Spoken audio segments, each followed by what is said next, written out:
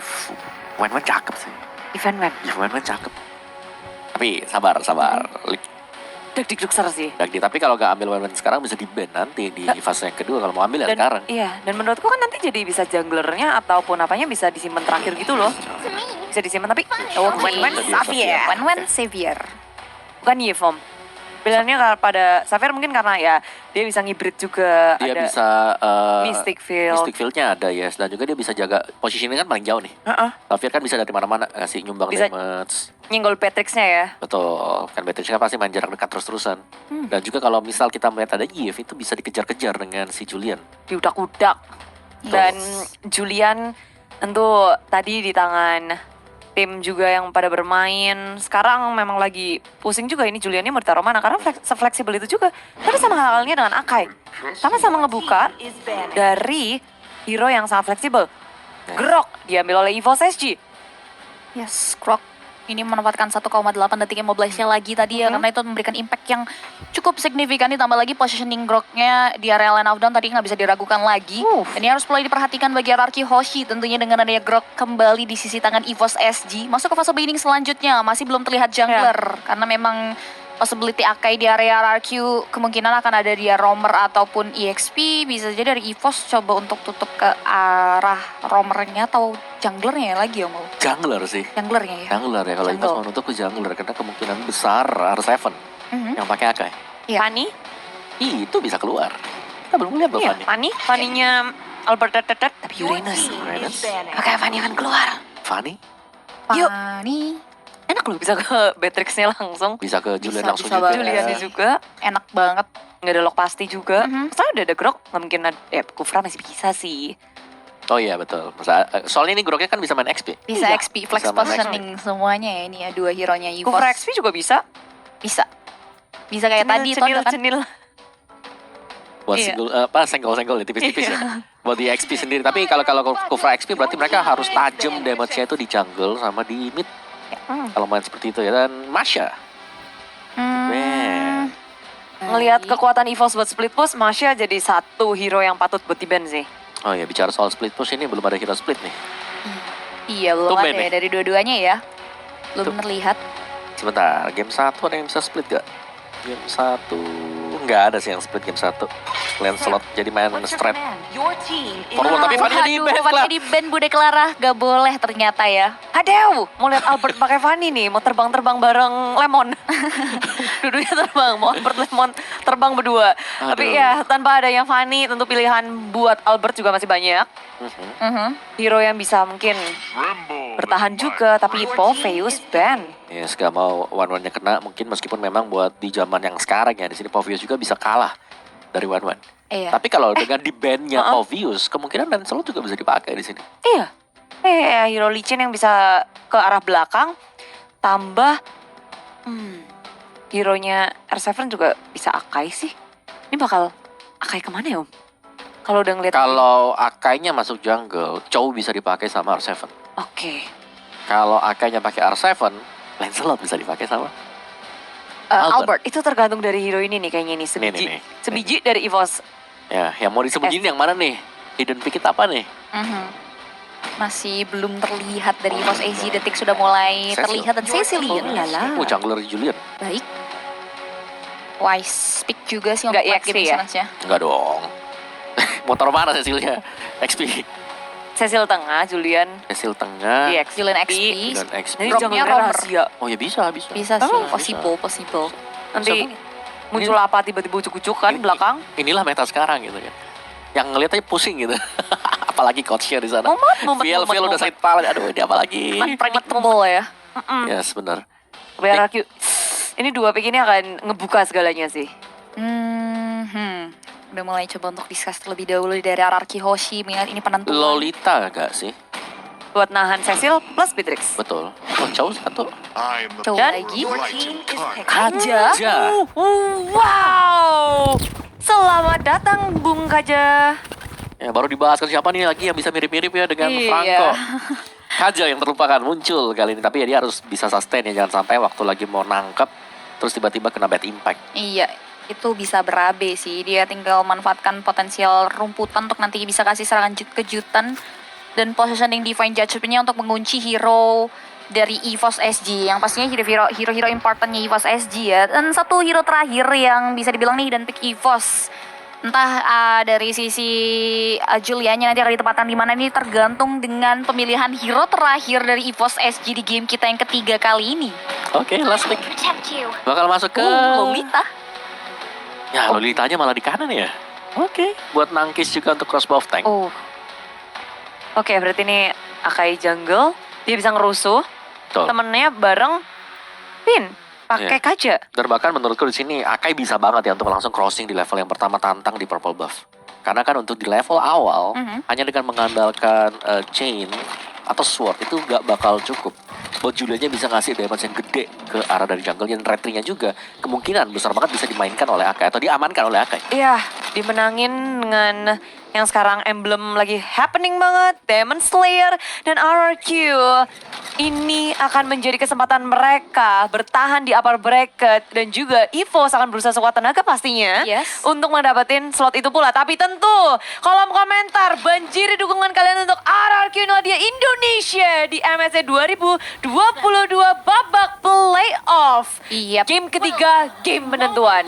Yes, game penentuan kita langsung semarakan hashtag Viva RRQ dan Indo Pride juga tentunya. Dan juga boleh juga semarakan dengan bendera Indonesia di kolom komentar, karena ini penentuan RRQ. Mampukah mereka mendapatkan slot upper bracket di MSC 2022 kali ini? Karena udah beberapa persebaran masing-masing hero kedua belah tim di area landing phase. Terlihat Vayne udah mulai mengganggu pergerakan dari JPL juga yang coba memberikan harassment ke area jungle patternnya RRQ Hoshi, Budi Clara. Dia bisa ngegangguin pakai Ring of Order, Chip. Terus JPL-nya, tapi dia kan punya durability yang sangat tinggi kan. Jadi ketika dia pakai Ring of Order nggak terlalu berasa. Sementara dari JPL dia nggak takut sama apapun, dia masuk ke area jungle. Lalu dari RRQ pun mereka bakal crossing nantinya. Wah, itu R7 udah mulai bertengger di rumputan untuk memberikan serangan kejutan, tapi ternyata masih bisa tersecure oleh gear dari sisi orange buff-nya. R7 harus mundur, nggak boleh terlalu commit, tapi Layman udah mulai coba untuk memberikan sedikit harassment ke area Adam. Mirvin pun sudah mulai melakukan babysitting, udah mulai menampakkan batang hidungnya. Presence-nya membuat EVOS SG Adamir pun harus mundur, tapi kalian nggak boleh mundur tentunya untuk langsung pesan aja GrabFood.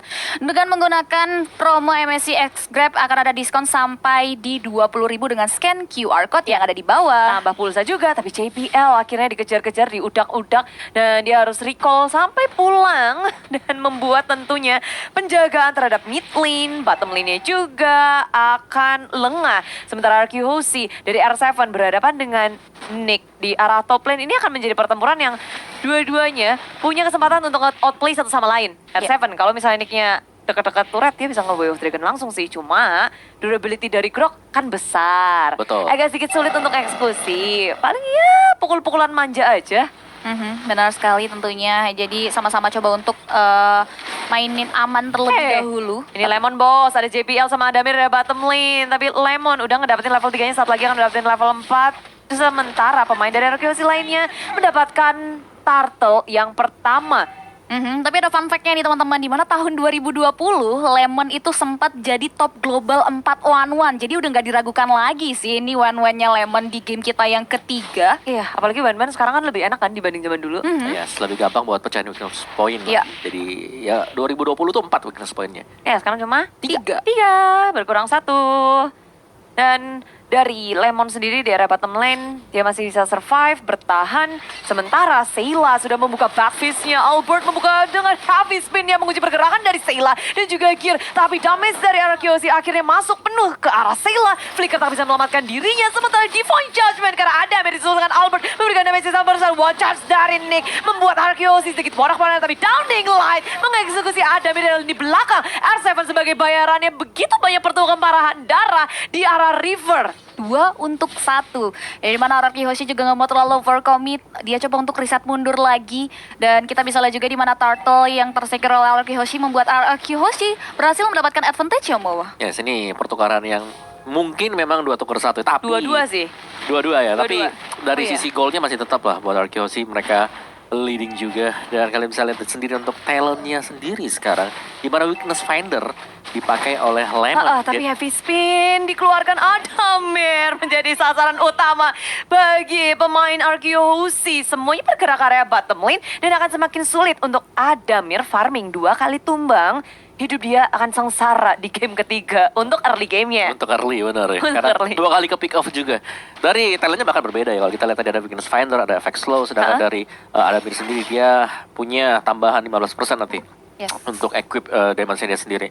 Dan talent pemilihan juga agak beda sih. Dalam dimana Lemon lebih memilih untuk memainkan attack speed. Sedangkan tadi memang untuk Adamir di sini yang harus dimaksimalkan ada potensi dengan menggunakan movement speednya. Movement speednya, oke. Turtle yang kedua udah mulai hadir di Land of Dawn. Sudah disambut dengan hangat oleh kedua belah tim. Mereka sudah mulai melakukan encounter di area objektif tersebut, di mana EVOS dari SG udah mulai coba untuk menarik Turtle ke daerah teritorial yang dia miliki. Udah ada satu buah efek surprise yang diberikan oleh seorang Finn, membuat EVOS SG langsung reset dari segi Turtle-nya. Ada efek immobilize juga dari Mystic Fold yang dikeluarkan oleh seorang Clay, membuat EVOS SG masih belum mau terlalu overcommit juga. Tapi Turtle justru udah mulai dipoking oleh kawan-kawan dari RRQ Hoshi, dan bahkan efek immobilize yang dikeluarkan oleh EVOS SG pun membuat mereka tidak berhasil untuk menenggut ke arah satu objektif Turtle. Dan bahkan kita bisa lihat juga di RRQ Hoshi sudah mulai kembali maju ke depan. Damage-nya udah mulai memasuki ke arah tubuh dari EVOS SG, tapi masih bisa ditahan. Dan justru R7 harus tumbang. Finn masih bisa selamat dari cengkeraman maut EVOS SG, tapi Lemon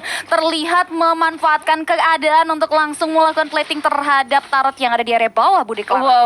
Wow, kebetulan jadi perfect setup dari tim RRQ, tapi rupanya tidak. Respon yang sangat cepat dari EVOS SG dengan flicker yang mereka miliki berhasil untuk kabur ke area belakang Albert. Satu heavy spin yang dikeluarin itu kunci banyak banget. Karena bertepat berada di tengah-tengah, banyak banget tembok yang bisa untuk dimaksimalkan. Tapi sayangnya damage-nya belum cukup. Yes, dan itulah pastinya ketika Akai menjadi jungler ini masih harus berharap juga dari rekan-rekannya bisa melakukan follow up damage. Sehingga gak sia-sia ketika sedang melakukan heavy speed. Oh, tapi sekarang kayaknya dia mau gabung langsung ke area bottom lane buat ngedapetin satu turret di arah bottom lane dan berhasil tanpa bisa di-defense. Sementara EVOS SG mencari potensi pick off dengan adanya gear chain udah dikeluarin kali ini. Downing Light juga sudah di-pop up. Heavy spin menguji pergerakan dari tim EVOS, tapi RRQ kehilangan Finn terlebih dahulu. Di area samping sana, RRQ gagal untuk mendapatkan pick off yang mereka buka. Finn harus tumbang, tapi kompensasi dengan sangat konstan. R7 berhasil memanfaatkan kekosongan. Nick terlihat terlambat untuk melakukan defense karena R7 fokus untuk langsung menumbangkan struktur bangunan top lane taran dari EVOS SG. Cuan berhasil diamankan oleh RRQ Hoshi, tapi EVOS SG tidak mau tinggal diam, di mana dia udah mulai memanage wave minion. Tapi Albert juga nggak mau memberikan space untuk EVOS SG bisa menumbangkan satu objektif turret yang ia miliki. Iya. Mereka udah kehilangan 2 tanpa mereka sadari gitu. Kayak mereka sibuk untuk berkutat dalam peperangan sampai nggak ada yang bisa untuk ke-defense. Kehilangan turret itu bayarannya lebih mahal dibandingkan kehilangan hero. Ya, Betul. nggak bisa itu turret tiba-tiba didoain muncul lagi. Emang Popol Kupa. Bisa respon ya. Dan Iya. ini memang objektif play yang lagi dimainkan oleh RRQ Hoshi. Mereka dapetin atasnya.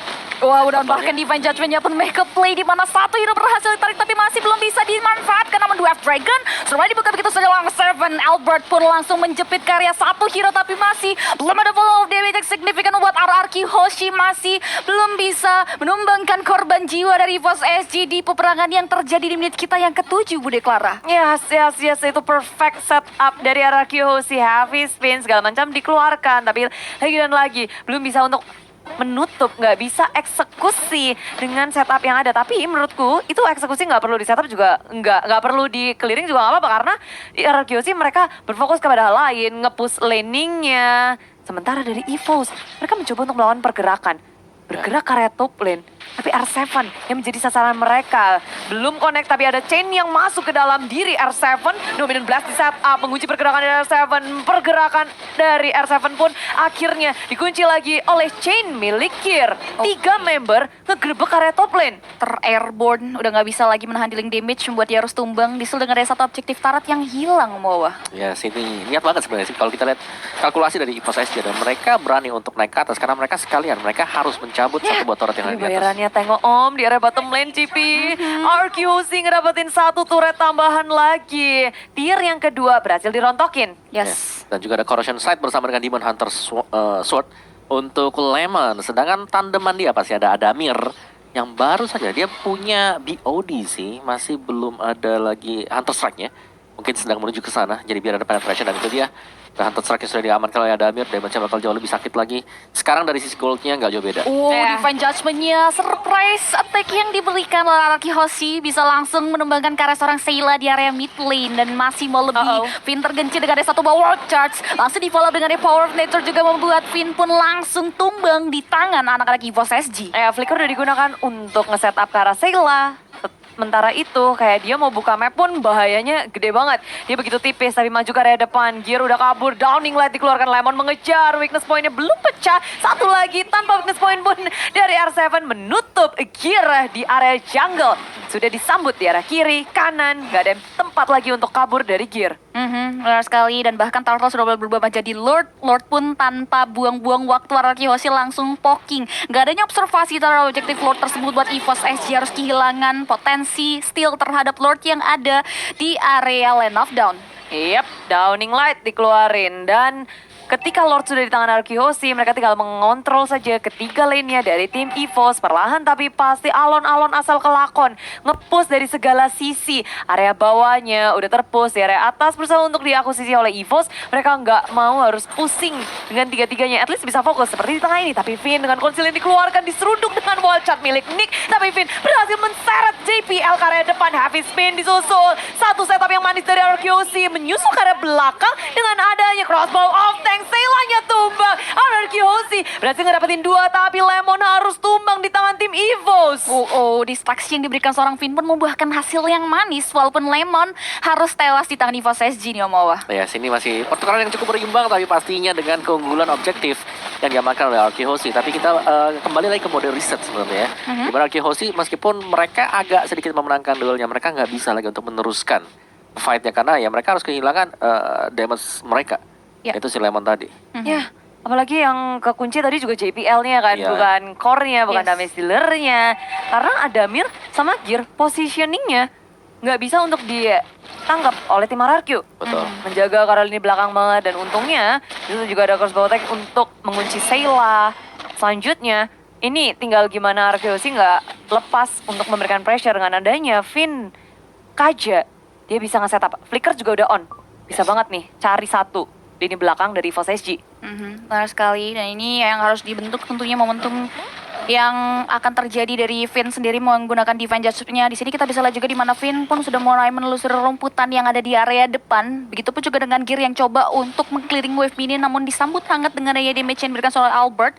Tapi masih belum mau di follow up lebih jauh lagi di mana EVOS SG masih mundur. Begitupun juga dengan Araki Hoshi prefer untuk melakukan clearing aja terhadap wave mini yang terada di area Land of Dawn. EVOS SG masih coba untuk menyeimbangkan pergerakan permainan Araki Hoshi di game kita yang ketiga kali ini. Karena terlihat objektif Turtle berhasil mereka amban dengan sangat-sangat free, dan bahkan EVOS SG nggak diberikan kesempatan untuk bisa mengamankan beberapa objektif yang ada di area Land of Dawn, khususnya Turret juga bisa dibilang. Sebenarnya menit ke-11 atau 12 ini udah bisa kita lihat keunggulan dari RRQ Hoshi. Mereka lebih dari net worth, dari segi turret, dan juga dari segi level. Kita lihat Albert udah dapetin level 15. Yes, dan juga Clay masih tetap dengan damage terbesar ya. Pemberi damage terbesar datang dari Araki Hoshi. Tapi sudah ada beberapa item yang cukup menyebalkan sebenarnya kalau kita bermain sebagai Kaja. Ada Immortal yang sudah dipegang oleh Gear. Tadi juga ada satu lagi, siapa ya tadi? Ada 2 pokoknya yang sudah punya Immortal dari EVOS SG. Dan ini bakal merepotkan sebenarnya. Kalau kita tahu bagaimana Divine Judgment adalah skill yang lama banget gitu loh untuk bisa dipergunakan kembali. Kecuali sudah punya fleeting time, betul. Gimana caranya satu setup Divine Judgment membuahkan hasil yang baik, entah dari lini belakangnya ataupun R7 sekarang di sisi kiri. Dia bertemu dengan 2 member The Way of Dragon ke arah Gear. Dominant Blast dibuka, R7 berhasil kabur dari EVOS SG. Banyak banget resource yang udah dikeluarin, membuat RRQ Hoshi akan berani nge-engage langsung ke arah lini belakangnya Divine Judgment menuju ke arah Sayla. Tapi Sayla dengan adanya satu bad face memberikan damage besar. Lemon dalam bahaya, mencoba untuk memecahkan weakness point, dan weakness point pun belum bisa terpecah, membuat pemain dari RRQ Hoshi harus mundur ke area belakang. Dengan adanya Downing Light pula, RRQ Hoshi akan semakin percaya diri maju ke area depan. Chain gak bisa menghentikan pergerakan dari milik RRQ Hoshi, tapi Nick tertinggal di belakang. Flicker digunakan dan masih bisa selamat semuanya. Oke, tidak ada korban jiwa dari peperangan yang terjadi, membuat EVOS SG dan juga Araki Hoshi prefer untuk mundur kembali. Selagi Lord yang akan berjalan, EVOS SG harus mulai memikirkan cara untuk melakukan defense. Di sisi lain Araki Hoshi pun harus memanage wave mininya agar Lord yang mereka secure bisa memberikan dampak yang baik bagi RRQ Hoshi, khususnya untuk ada di area objek turret yang tersisa milik EVOS SG. Ya, saling menghitung dengan sangat baik damage dari satu sama lain. Potensinya juga kelihatan banget sih dari RRQ Hoshi untuk menjebol inhibitor milik tim EVOS. Bergerak perlahan, menghancurkan seketika dari RRQ Hoshi ke arah turret, inhibitornya, karena 3 lane udah di push secara bersamaan. Ini kita bisa lihat ya di mana RRQ Hoshi sekali dayung 2-3 pulau terlampaui. Lord pun udah mulai masuk ke area inhibitor turret yang ada di area bawah. Udah mulai coba untuk di defense dan ternyata dipecahkan begitu saja. Wave minion penunjang pergerakan mereka udah mulai masuk, tapi RRQ Hoshi kembali nggak mau greedy. Mereka prefer mundur lagi dan bahkan mereka sama-sama coba untuk nungguin lagi momentumnya. Dengan adanya space ekspansi terhadap jalur yang dimiliki, RRQ Hoshi pun nggak mau kelewatan untuk melakukan eksploitasi terhadap jungle pattern yang dimiliki oleh seorang Gear. Ya, dengan satu inhibitor aja udah cukup membuat RRQ Hoshi memaksimalkan Lord yang didapatkan. Bottom lane-nya ke secure, ini kayak deja vu game pertama nggak sih? Jebol satu di area bawah. Satu ya, tapi ya. Terus nahan lagi, balik lagi. Benar, tapi dari EVOS SG mereka punya power kan sekarang. Mereka punya Sayla. Cecilian, benar. Sayla yang selalu menjadi inceran tapi selalu bisa kabur juga tadi. Ya. Dari Saylanya sendiri. Jadi semakin late game sebenarnya ya EVOS SG mereka masih nyaman-nyaman aja ya. Apalagi kalau dari minionnya di-push terus-terusan dengan RRQ Hoshi, ini berarti bahwa stacknya selalu nambah. Iya, sebenarnya FSG mereka mau mengepung RRQ Hoshi, Sangwin kalau di pop up, begitu pula dengan Batface, tapi Nick dengan wild charge yang sudah dibuka, Lemon dalam bahaya menjadi sasaran utama. Numenon Blast di cancel dengan Albert yang ada heavy spin, tapi Sangwin kalau di area belakang, Bad Impact terus menerus disapu. Finn masih sangat kokoh di area depan, Immortality masih ada, tapi Gear nggak bisa bertahan lebih lama lagi. Kehilangan satu member mode, EVOS SG pincang dan memilih untuk mundur dan downing light dari Clay langsung ke relung kalbu dari EVOS SG. EVOS SG dalam masalah besar karena RRQ.